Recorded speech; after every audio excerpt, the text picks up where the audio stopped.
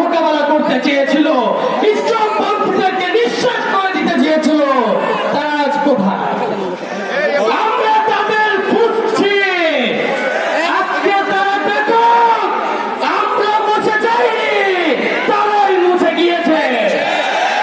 আমরা জানতাম ফিরআউন টেকেনি, নমরুদ টেকেনি, আমরা এটাও জানতাম হাসিনাও টিকবে না। সম্মানিত উপস্থিতি, এই জন্য যারা রাষ্ট্র পরিচালনায় আসে আমরা তাদের স্মরণ করিয়ে দিতে চাই, ক্ষমতার বাহাদুরি দেখাবেন না।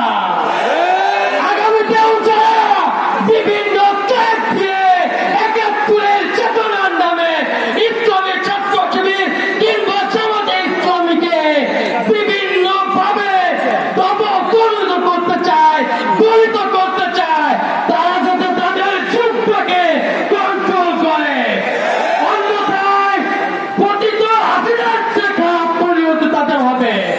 সম্মানিত উপস্থিতি, আমরা তাদেরকে স্মরণ করিয়ে দিতে চাই, আমরা হারিয়ে যাইনি, আমরা হারিয়ে যাব না।